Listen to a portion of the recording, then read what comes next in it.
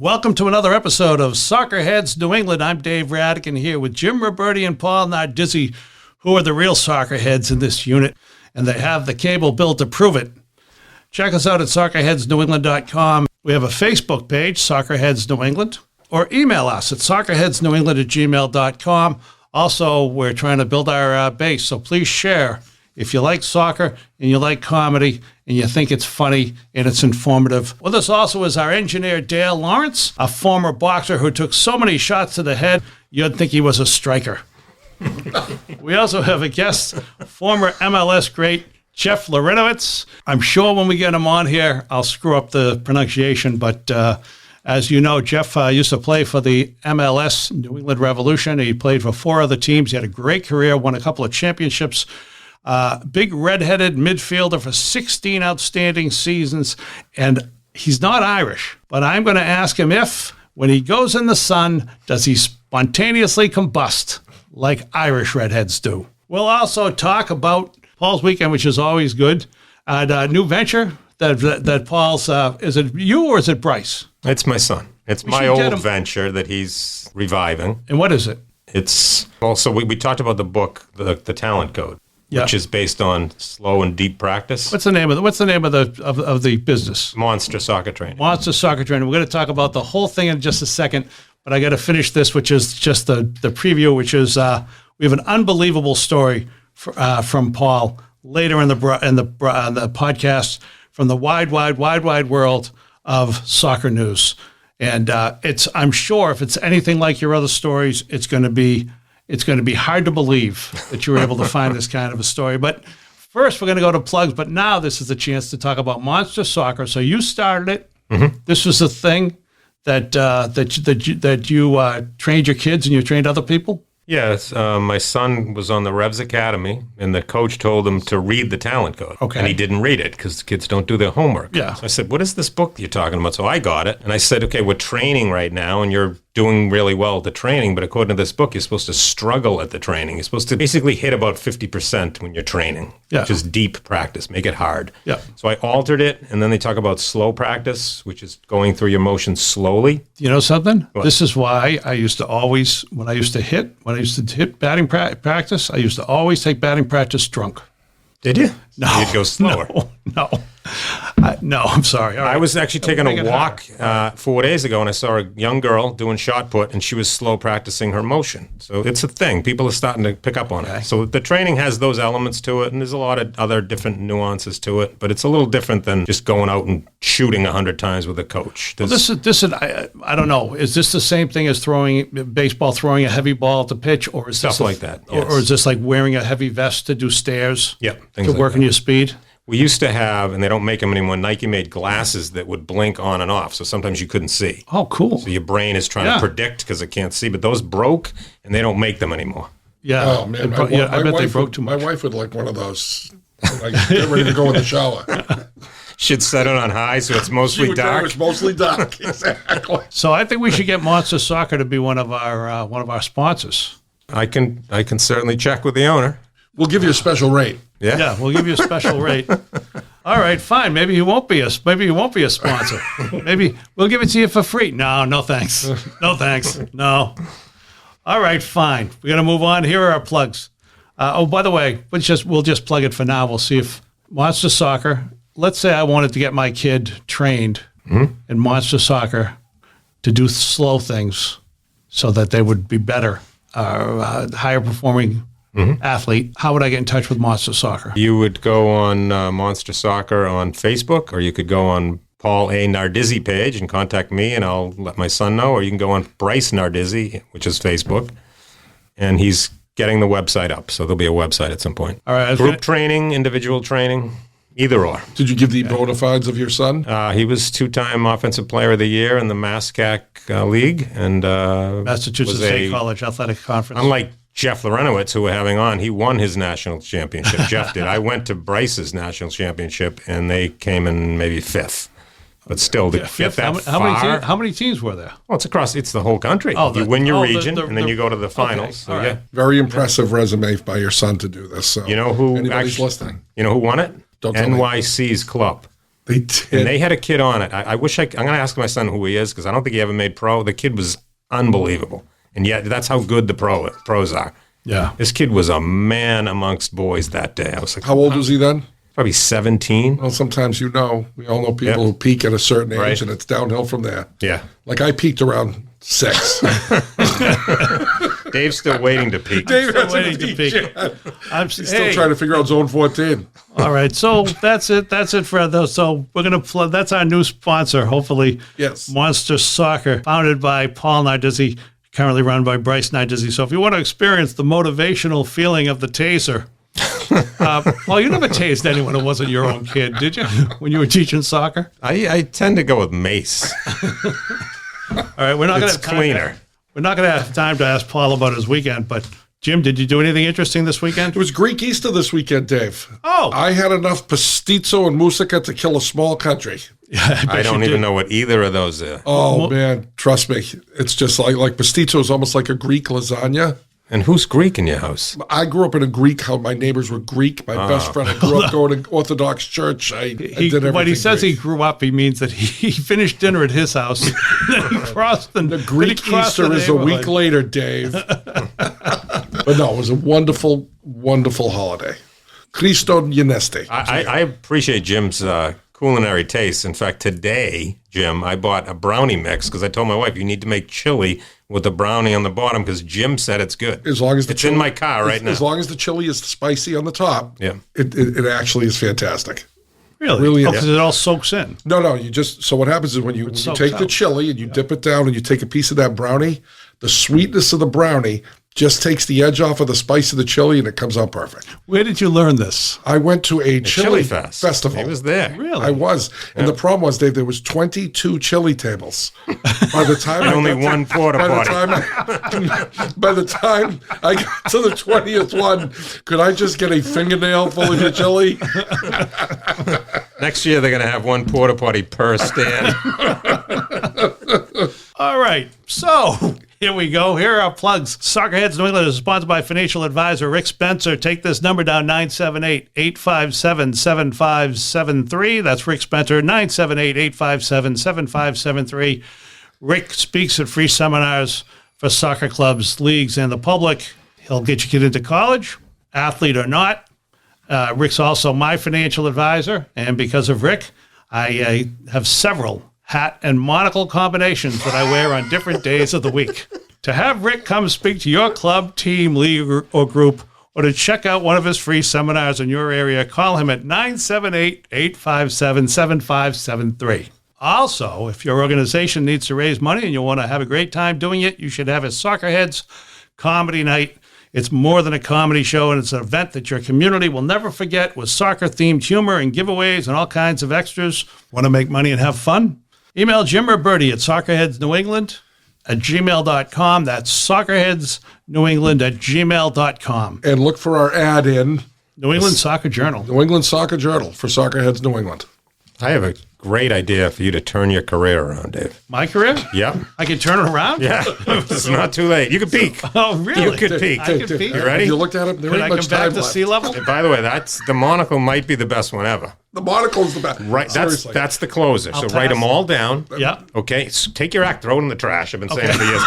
Go up and read the Rick Spencer lines, one after the other, and close with the monocle. All right. And you might start getting some work. The monocle was an intelligent, smart. And it was a visual. I saw it. I did. I saw the Monopoly guy. Yeah. That's exactly what. Or in your case, Mr. Peanut. Oh, man. You ever just sit there during a podcast waiting for the phone to ring, just thinking to yourself, when will the guest join us? With us now, Jeff Larentowicz. Jeff, thanks you very much for joining us here on the podcast. Good to be here. Thanks for having me on. It's exciting, isn't it? Oh, it's terrific. Yeah. I think probably you woke up today thinking to yourself, wow, today's the day that I get to talk to Paul Nardizzi. I'm very excited. When he reached out, I said, yeah, I got to do this. Yeah. I think it's on everyone's to-do list. Anyway. We're sorry about the mechanical failure on the private jet we had for you to come to the podcast, too. That, doesn't happen that often. Sorry. Understandable. I'll let it slide. All right. We're gonna start off now. 16-year MLS career. great career, championships, played here for the Revs early in your career. You played with Shalrie Joseph. We're going to talk about him in a second.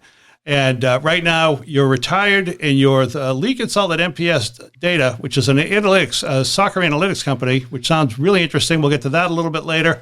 And you're also doing a little bit of TV. So you're pretty busy for a retired guy. Yeah, busy in a sense. I don't know. I'm juggling 3 or 4 jobs so that I can stay in the game. But yeah, I've still haven't left the game. I can't give it up. Let me get to this right away, because this, I think, it's a hot story that everybody wants to know. We had Shalrie on a couple of weeks ago, and what's your best? We're trying to get some dirt on him. You know what I'm saying? we think probably that there's a lot there. What's your best Shalrie Joseph story? And then I guess the follow-up question to that is, who would you trust with a newborn baby, Shalrie or Taylor Twellman? Oh my gosh, dirt on Shalrie. I don't know. Shalrie and I, we were young. I was young. I wasn't married. Shalrie wasn't either. We had some good nights out in Boston. Well, let's say, on the field, you didn't mess with him. I've seen a few guys try and step up and act like they could, but different sides to him. Not a ton of dirt. He was definitely a guy that was always fun to be around if it was a night out, and always a guy you didn't want to mess with on the field. I've seen that go the wrong way for certain guys that tried to step up to him, but yeah, he was a great player. He told us that he has a new baby, and did he tell us that he would watch his wife diaper? Was that what he told us? I'm sitting here and I'm flanked by 2 Italians, so they don't think it's very odd or unusual that a father would not diaper their own baby and would just watch the wife do it. But what do you think? You think he'll get away with that for a long time, or do you think he'll be diapering? I think he'll be diapering, whether he likes it or not. I've been married for nearly 10 years, and I would be willing to bet that eventually he'll be diapering. Yeah. Yeah. You have kids? I do. Two kids, 7 and 5. Now, let me ask you this question: 7 and 5. So project ahead to 7 years. Divide it by 1 kid. Who do you think will have changed more diapers, you or Shalrie? Myself, by far. All right. By far. I didn't say he'll be diapering every day, but I think he'll be diapering. Yeah. All right. Well, that's probably not great dirt on Shalrie, but we'll continue our search. You went to Brown University. Paul and I, we know what that is, but for people like Jim, can you let us know whether or not Brown is the training program for United Parcel Service? We know what Brown did for you, Jeff, but... Yeah.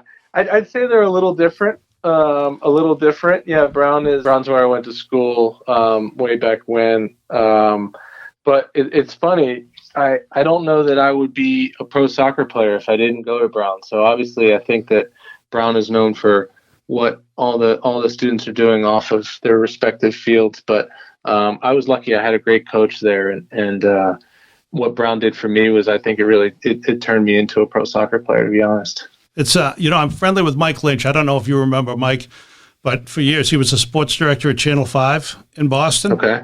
Yeah. And he was a college athlete as well. He was a college athlete at Harvard. I don't know if you've heard of that school, but he played football and he played baseball. And he says when he goes to reunions, he's surrounded by these wealthy, successful businessmen and doctors and lawyers, et cetera, and all they want to do at these reunions is ask him what it's like to be involved in pro sports.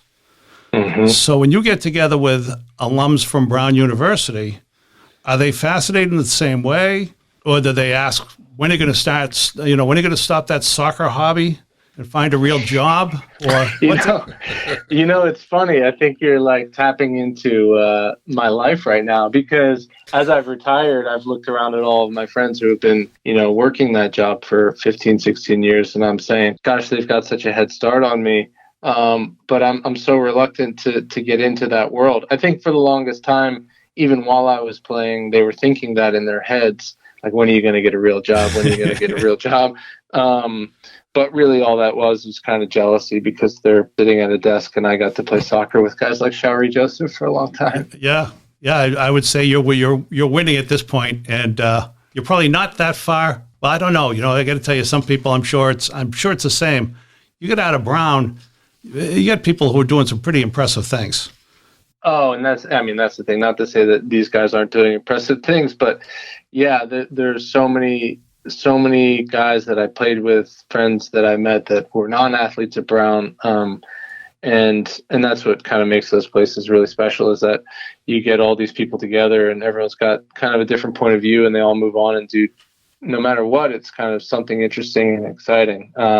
We got together as a group to on kind of a charity project of building what we call mini pitches, mini soccer fields. We built one in Central Falls, Rhode Island last year. And my team from 2003, we all got together and donated some money, and it connected us all again. And it was amazing just to hear about all the different things they've done since we, stopped playing together at Brown. One of our guys, this is just the one story that stuck out to me. One of the guys is a doctor, and he reattached a kid's arm after he got in a bad four-wheeling accident. And I guess that, he might have been jealous of me running around playing soccer, but I would say him doing that is pretty darn cool. Yeah, that's actually not bad. If you're going to be a doctor, I think reattaching an arm is probably it's a pretty cool story to tell people who otherwise couldn't care because they weren't paying attention in class.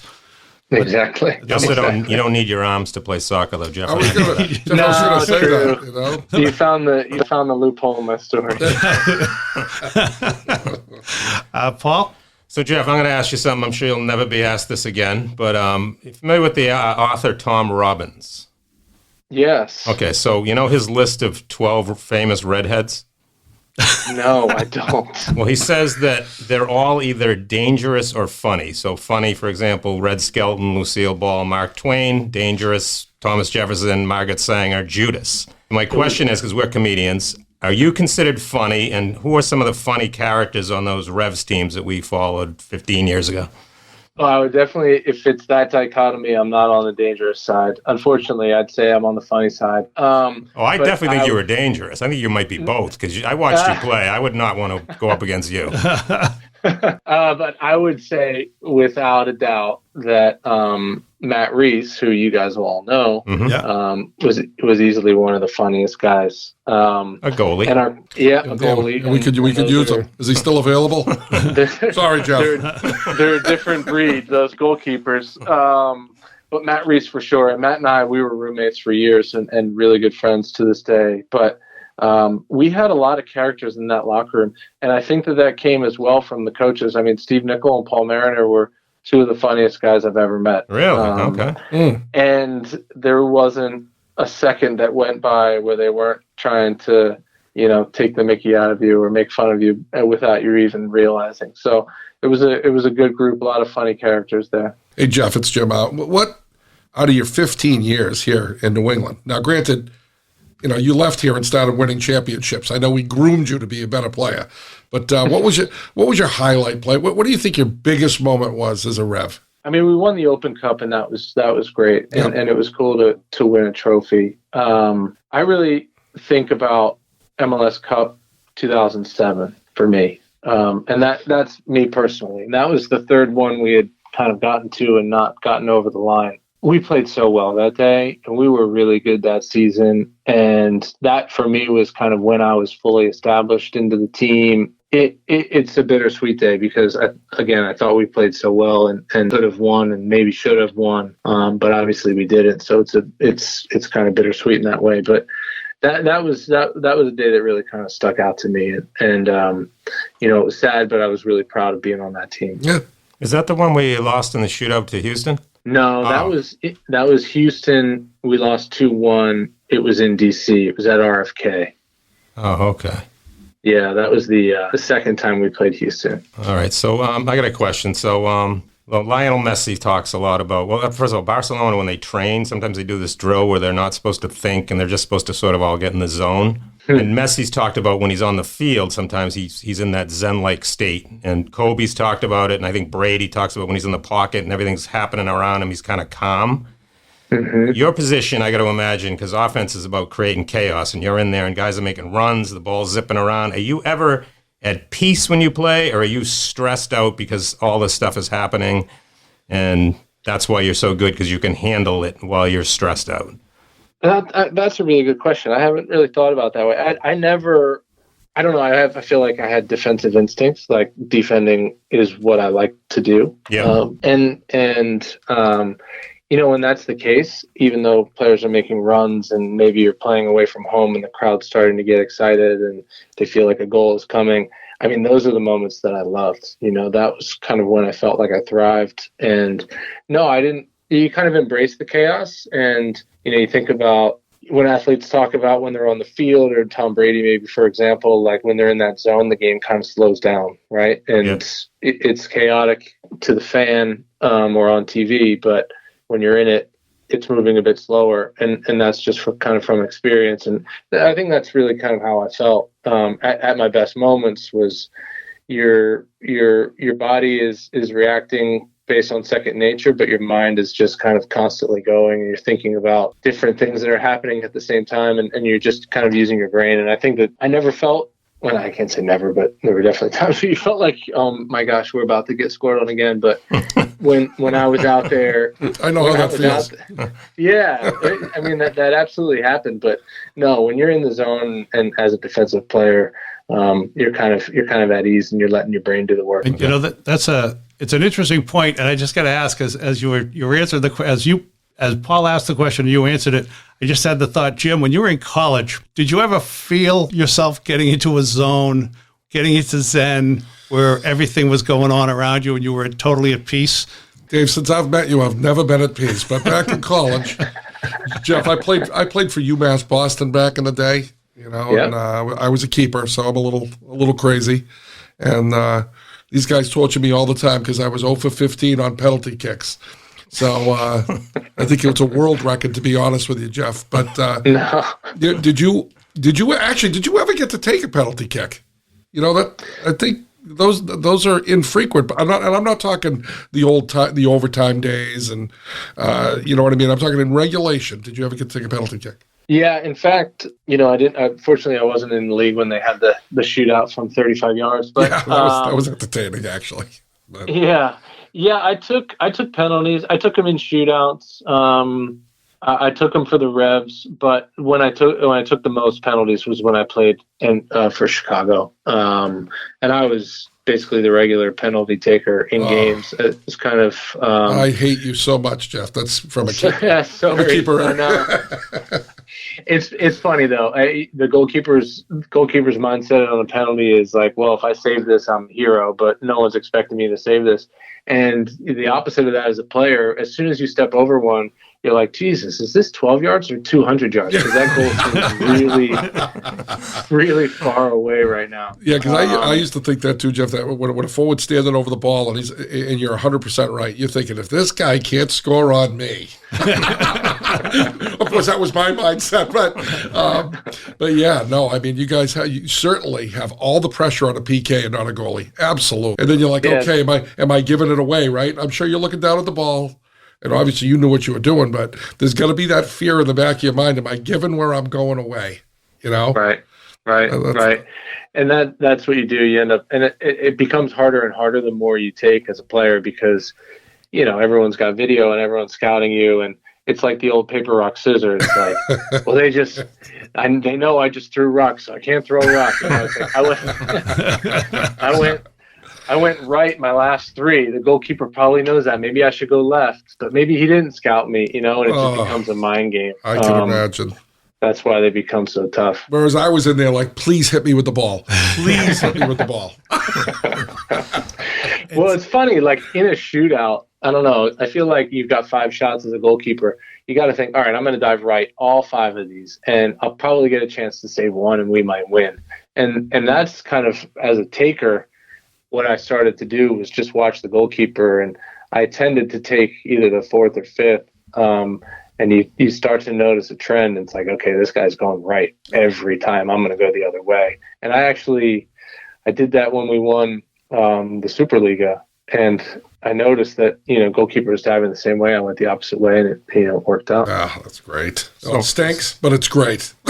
So far, Jeff, I would say you're both dangerous and funny. You are a funny. Yeah, there we go. Is he fiery though? He was fiery. Yes. Oh, plenty of that. Yeah, maybe too much. So Jeff, in one of the early cups that you played in, every single Revolution player was American other than Showery. Then when you played in the Cup with Colorado, it was about 50-50. So last year, Portland had 2 USA players, and this is something Dave brings up all the time. Is this troubling for U.S. soccer, and do you think it's going to ever swing back, or are we trending towards you're just going to see a guy or two from U.S. on these teams? It's funny you say that because I was texting that to friends during the game because there were so few Americans out there. Yeah, I mean, I think it's a trend that's going to continue. Each team gets a certain number of international spots every year, but they've also become exceptional at getting in the customs office and getting players' green cards really quickly, expediting processes so that these guys aren't internationals anymore. So even though on the field you're looking at them and you're saying, well, these guys are all internationals, when you go by roster rules, they're not actually internationals. So I do see that trend continuing, where you're going to see more and more guys born and raised outside of this country on the field. I think that's the job of the league, to hold on to the best American players and make the league a place where guys want to stay. Because when I started, the money wasn't really there. You talk about Showery and Taylor, like they were making great money back then, but it's nothing compared to what guys are making now. And if the league continues to grow in a way and players are getting paid well, then I don't think there's a better place to live and be a pro athlete in the world than here in the United States. So I think the league has to do a good job of keeping the top players as they grow up. And, you think about the bottom end is keep developing the youth players and make the pool of talent in the country larger. You mentioned playing in the U.S. You played five clubs, right? 16 years? Correct, yeah. Which was the best soccer town?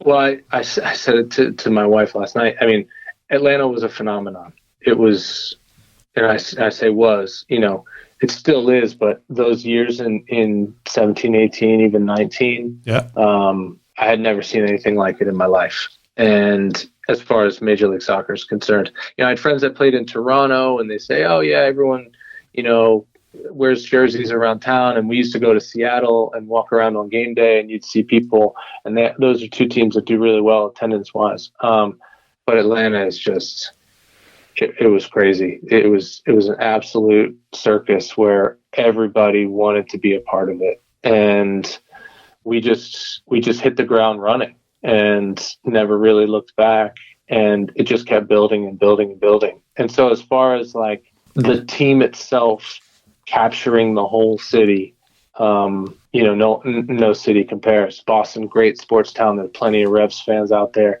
Denver, we had a good following. LA, there's just so many teams and so many things to do. Chicago, great sports town, but nobody was watching the Fire. Atlanta, it just felt like didn't matter who you were, what walk of life you were from, whether you played soccer or not. They were into Atlanta United. So you were down there, correct me if I'm wrong, when the Pats beat Atlanta? So did you have to walk around with your head down and pretend like you weren't a football fan? Or? I mean, the best story. So maybe not the best story, but a good story is when I moved to Atlanta and we finally, my wife, my family moved into our house, which, you get traded and family maybe comes later, or you're living out of a hotel for weeks. We finally got into our house the night of the Super Bowl, and we got the internet up and we were kind of watching the game on the computer. And I got to be honest, I went to sleep at halftime. And I was like, this thing is over. And I woke up and I'll never forget, I must have been on my phone, but I opened up, ESPN or something where it was a sports thing, and it had Tom Brady's picture. I'm like, Jesus, why the hell do they have Tom Brady's picture on here?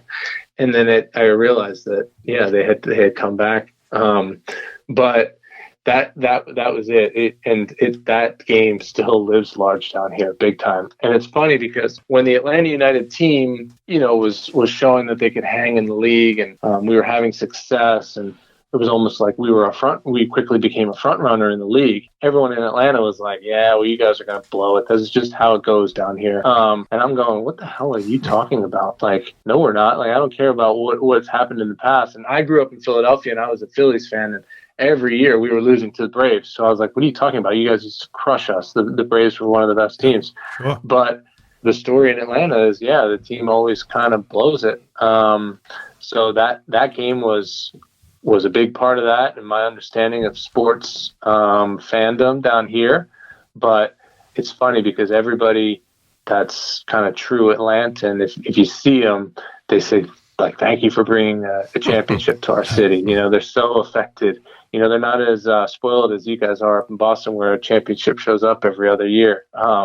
They really kind of cherish it, and they know that in years past they've had championships slip through their fingers. Well, if it makes you feel any better, Jeff, that second half that you missed, it really wasn't very exciting.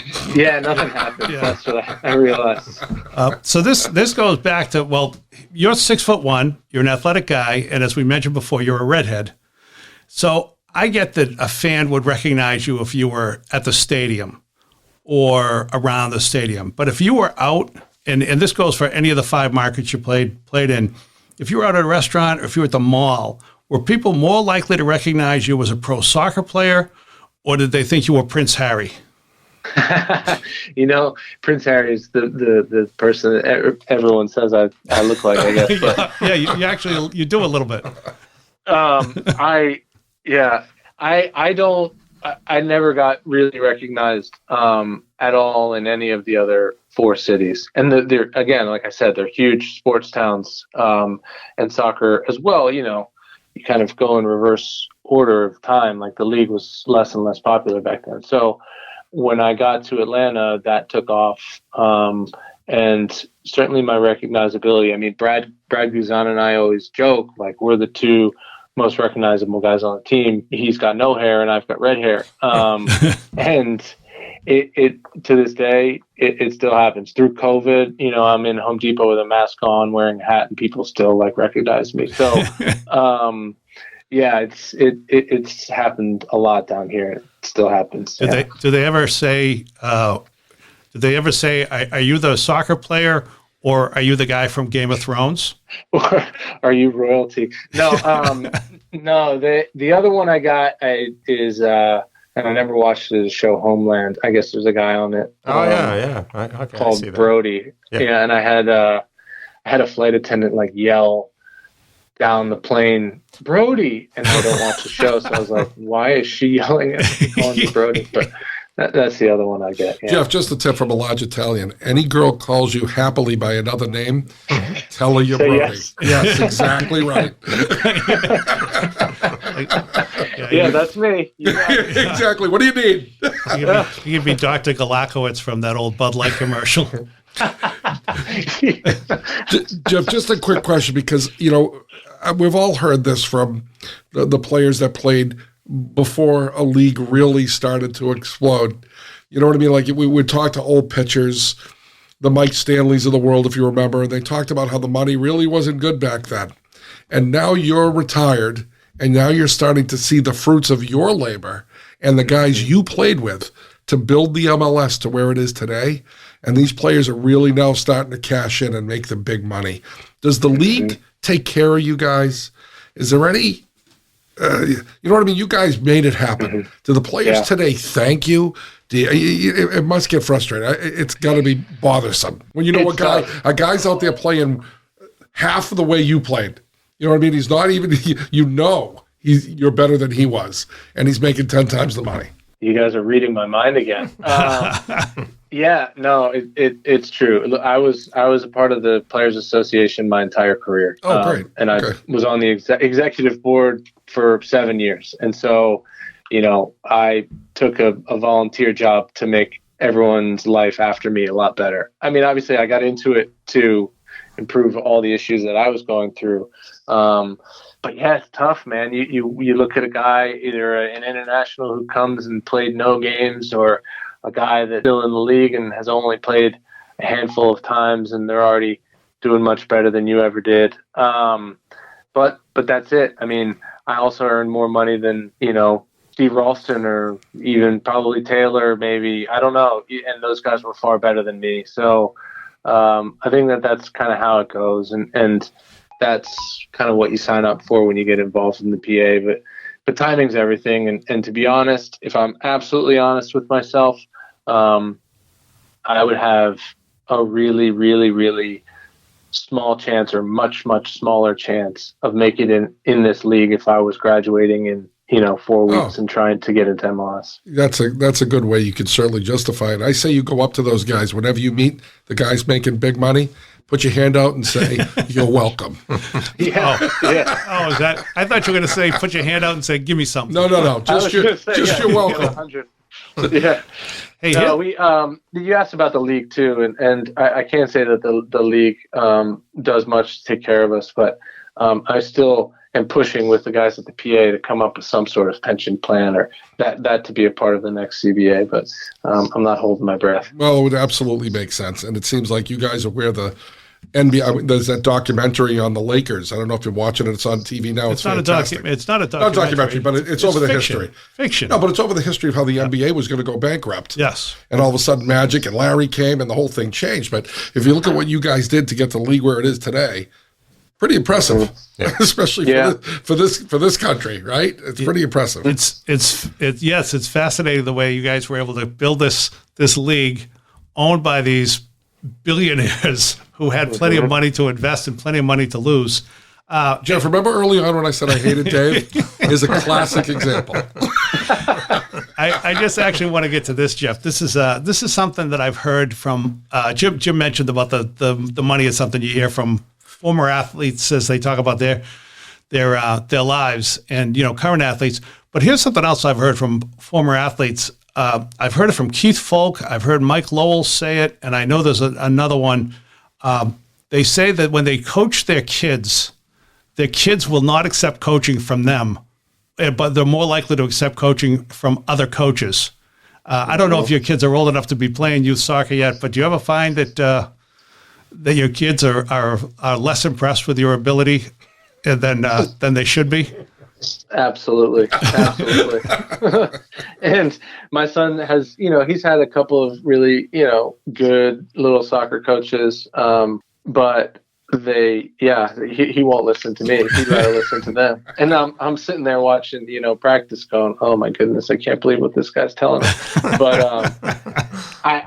I try and take lessons from my dad, and he basically used to say almost nothing to me and let me kind of figure it out and know that the coach was trying his best. And I'm trying to do that with my son. But if I take him in the backyard and tell him to try and turn this way or shoot this way, he's going, Dad, I've got it. Like, no thanks, I don't need your help. I think we're going to do a pool here to determine when you're going to be a coach for your kid. I'm going to guess within 2 years you're taking over the reins. Yeah, once they get to the age where they actually want to play and want to listen, then maybe I'll consider exactly. We've all been there. That's why. I'm sure that when they become teenagers, they'll be a lot easier to deal with. Yeah, no, true. Although I got to be honest, like I was an assistant coach. I helped with his baseball teams, and it's much easier when it's kind of not your sport. Even though I love baseball and play it all the time, you're much less reluctant to give a bunch of info that might not be right. Jeff, you won a national championship as a young player with your club, correct? Yeah, I did. Youth soccer. You're going to be modest here, but I'm not going to let you be. So you won that. You went to the Revs. You won the Open Cup and the Superliga. Mm-hmm. Then you get traded to Colorado, and just coincidentally, they win. Then you go to Atlanta, and they win. So you're a culture builder. You're like Brady. Like, I know you go there and kind of influence people around you. There's just too many titles there. Well, I've never been compared to Tom Brady. I don't know. I definitely, I don't know, play to win. And, I grew up, I mentioned my dad, he was a coach, basketball coach. And so I lived in gymnasiums and I lived around competition, and it's what I wanted to do. And yes, he said, am I fiery? If I'm not winning, I'm not happy. And so I think that I always had that in me, and you do your best to try and bring it out of other people. But as a pro, I guess I found my niche, and I had to realize that maybe as a kid you were one of the best players on the team, but as I got to the pro level, I wasn't going to be one of the best, but I had to figure out how to make the team better. And that's sort of what I did. And, you talk about money as well. I was never the highest paid guy, and not that I deserve to be, but that's also a good spot to be if you want to win championships, because, you're willing to get out there and help the team. And I kind of filled that role on lots of teams that I was on.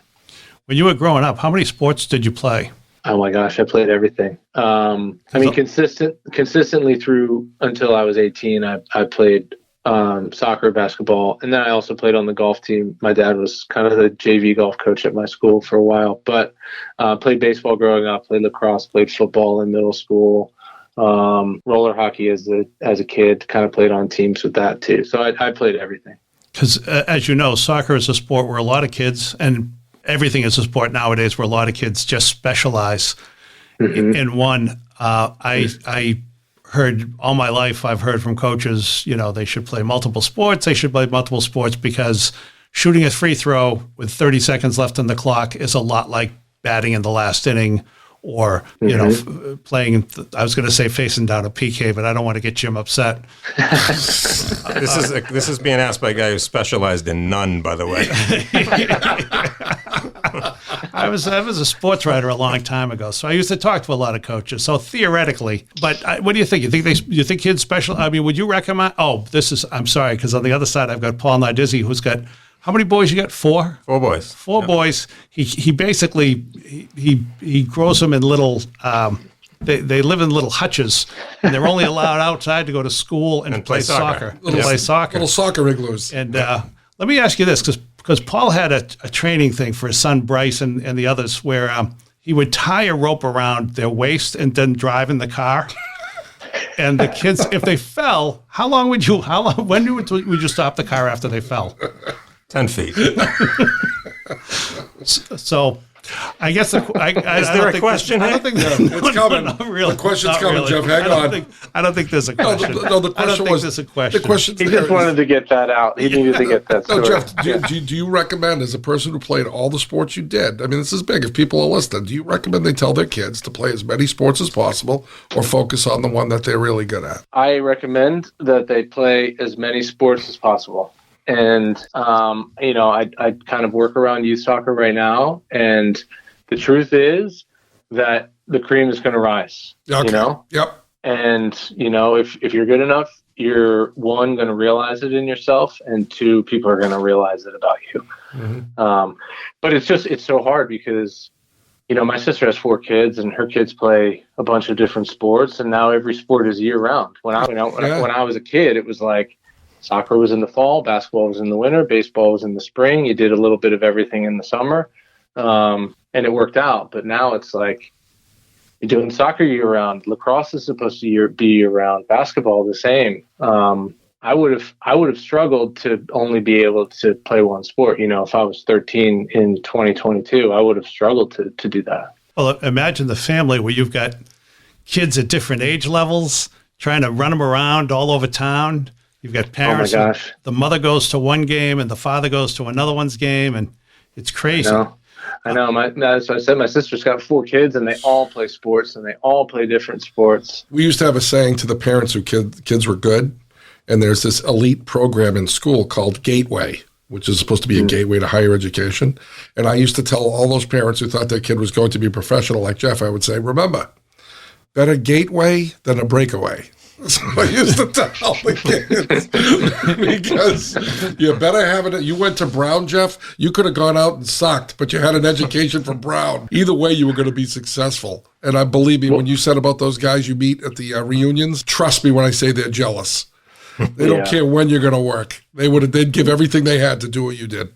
Telling you. Yeah, but I mean, it's I'd say it to young players too. I mean, every kid thinks they're going to be a pro, and I'll tell you what, I didn't think I was going to be a pro until I was in my 3rd year as a pro. I didn't even think I was going to make it still. But if you can find a way to love a sport, work at it, I mean, sport's about kind of learning lessons anyway. And it gets you to college and gets you into a good school, because that was my goal, is to use sports to get to a good school. I never thought I'd be a pro soccer player. then you're kind of thinking about it the right way. Last topic, Jeff, and I did have another redhead question, but I won't ask it. We'll just let that one sit. We'll let that one dangle in the wind. But I want to talk about this MPS data. What are you're gathering analytics? You're using analytics? Yeah, so we gather basically performance player analysis for soccer. So data is huge. Data is huge in every sport. Data is huge in every walk of life at this point. But in soccer, and I always felt as a player, you can't count passes and headers and shots and have it tell you what happened in the game, just purely based on quantity. It's not going to tell you what really happened in the game. And so when I just retired, I got put in touch with these guys, and they actually live in Belfast. So my whole company is based in Europe. But the way they look at the game is we have a team of watchers who take 4 or 5 hours to watch games. And what they're doing is pulling out the most significant actions across the field, offensively, defensively, on the ball, off the ball, categorizing it, giving it a score, a quality score, and then just like everything else, it gets run through kind of an algorithm and a bunch of controls to spit out a number for quality of performance. And then that's aggregated over a season and based on opponents. And so they told me how they did their thing, and I was really into it, and that's what I've been doing for close to a year now, is helping them build platforms to then kind of take the data that we gather through our watchers and kind of run through our system and sell it to professional clubs. We may have found a job that Paul's actually qualified for. A watcher. I think that's. There you go. I watch a lot of soccer. I don't know if you're hiring, but Paul's really good at watching. That's for we sure. can always use good watchers. If you could change the platform, make a second one for comedy, maybe we could figure out why Dave's not getting any laughs.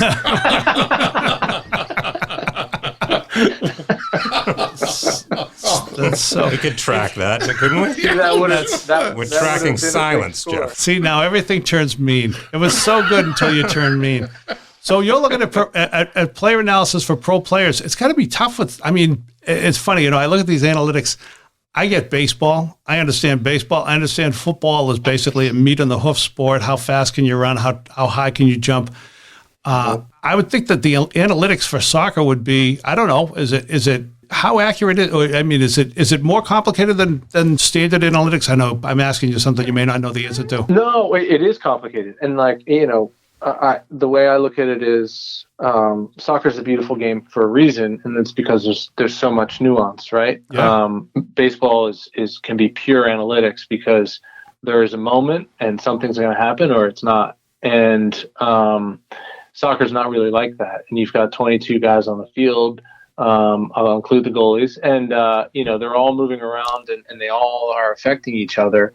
And what's happening with the ball doesn't tell you the whole story. And so, I guess the kind of tagline that my company goes off of is we turn it basically analysis into data instead of turning data into analysis. And so what we're taking is the quality from the game and putting it to numbers, whereas all the other data providers are trying to take numbers, hire analysts off Wall Street and say, okay, make these numbers tell me something about these guys. And when you kind of get down into the meat of it and you look at it and you look kind of behind the curtain and see what they're capturing and what they're trying to get it to tell you, it's not really giving you the real story of what's happening in soccer. And I think that's why analytics is really hard to implement in soccer compared to some of the other sports. And Jeff, you actually, one of our earlier podcasts, we had a discussion about athleticism versus soccer intelligence.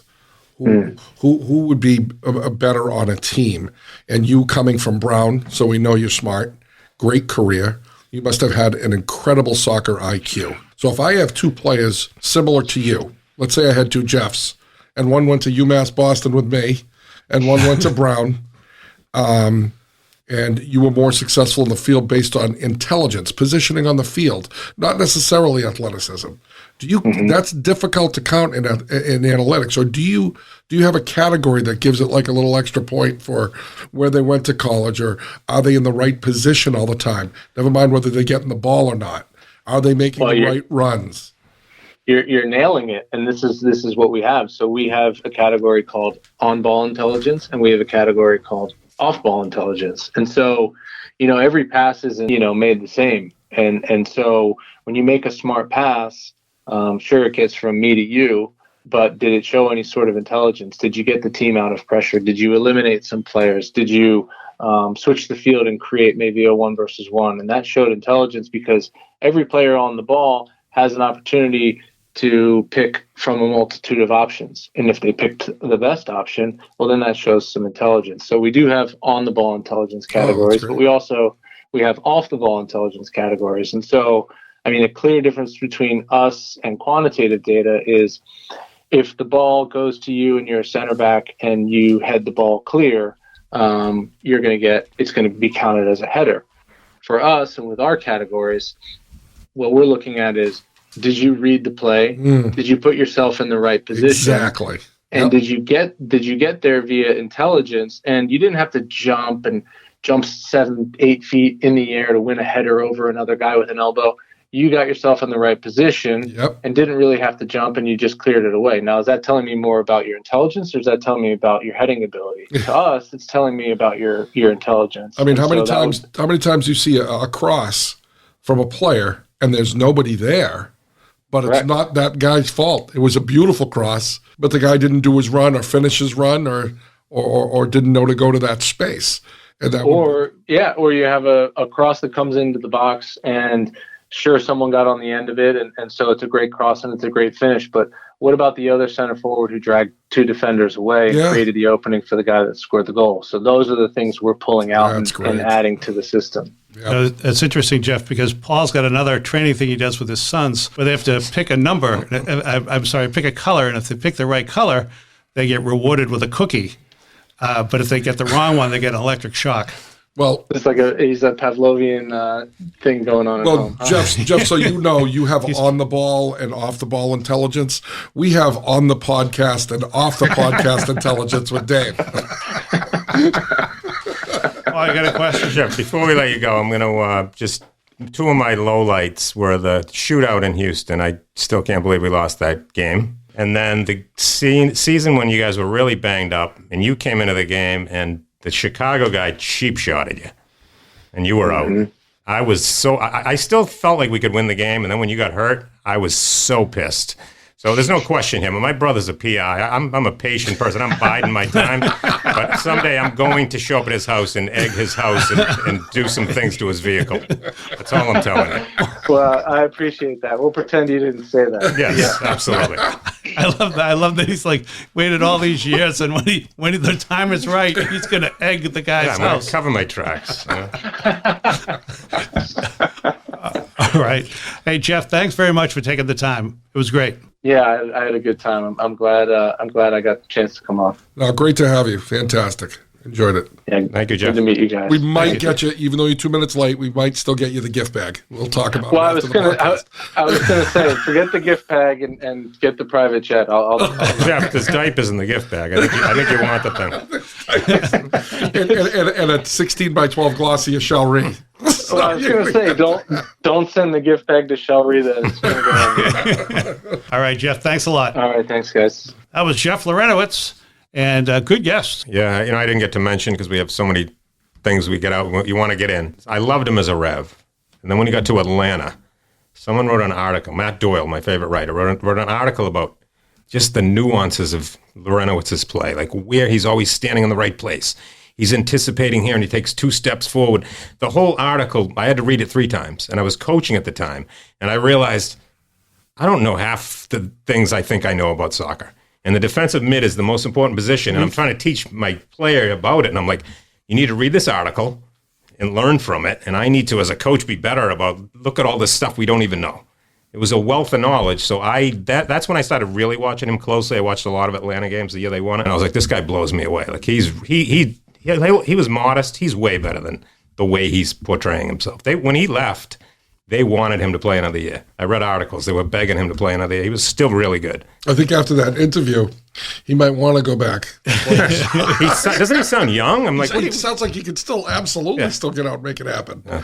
But he's got 2 kids and a wife. Yeah, that's true. 7 and 4. Yeah. That's probably what's holding him back. Well, I tell you, here's some knowledge. You want to pass some knowledge on to people? This is what I know, because I've been watching a lot of soccer, as you know. And here's what I'm going to tell you. Kick it. I tell the soccer players. Yeah, that's what Matt Doyle was saying. Jeff kicks it. He's really good at kicking it. The important part of soccer. But if they just he works for an analytics corporation, that would be a very easy job if they just kicked it. If he wants to add something, run. There you go. Run and kick it. Run. Kick it. All right, this is my favorite part of every show. It's what we like to call the wide world of soccer news of the world. Is it your favorite because it's over? Because the show's over? Oh, okay. I was waiting for it. It's almost over. It's almost over. No, I hear these stories every week, and I'm like, I can never find stories like this, and somehow you're able to dig these stories out. I know a PI, Dave. Okay, that's a good point. You know, he knows cops.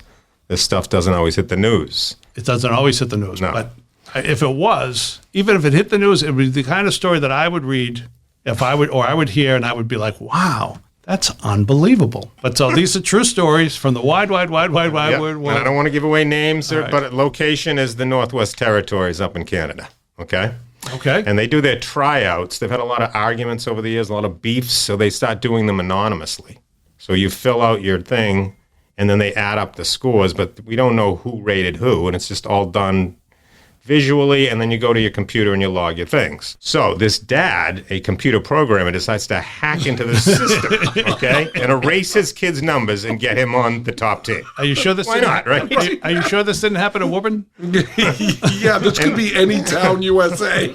So I'm reading this, and I think, how come none of these parents think like me? Like, if I had the ability to hack into the system, I'm going to teach my cocky son of a bitch kid a lesson and put him down on the 6 team. I'm not moving him up. I'm moving him down, okay? He'll be the best player on the 6 team, right? There's no way I'm sitting in my computer in my underwear breaking laws to help my kid, all right? And I'm going to cover my tracks, too, because in the comments section, I'm going to say he's got skills, but this kid's a real a-hole. All right? Oh, and the dad, he's a douchebag. You're covering your tracks. I get that. So he gets caught because... People always get caught. He's not smart. What he did is he erased the numbers, but he didn't look at all the other rankings. So his kid had 3s and 4s, and he gave him 9s and 9.5s, but the rating only goes up to 8. That does sound like a pretty typical soccer parent. Yeah. The rating goes to 8. They gave him a 9. Yeah. That's wicked funny. That's wicked funny. Now, the police, I'm sure Dale can tell us, but that's illegal. So do you think the police would arrest him? So the theory in the town is that the police chief's kids suck. So he was grooming this guy to see if it would work so that years later he could then do it with his kids because they're waiting for the ball to drop. So far, nothing.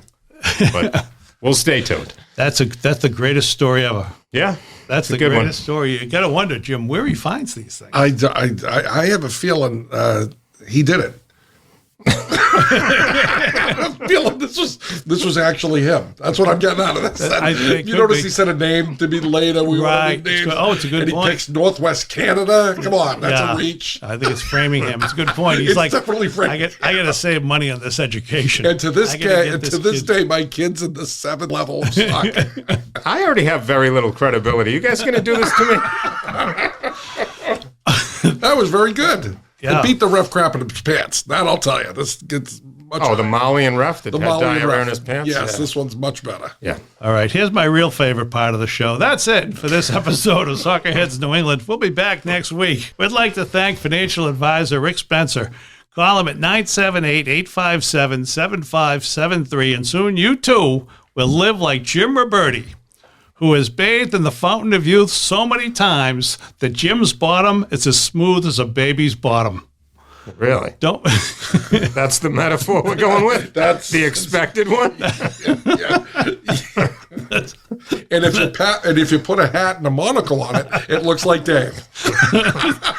all of Jim's kids look like me for some reason. Don't tell them. Don't forget, for fundraising, the Soccerheads Comedy Night for your soccer team, league, club, or whatever, the Soccerheads will make your fundraiser more than a show. We'll make it an experience. For Paul Nardizzi and Jim Ruberti, Dave Rattigan, yes, Jeff Larentowicz, and our engineer, Dale Lawrence. This has been Soccerheads New England. Thank you for joining us. We'll see you next time.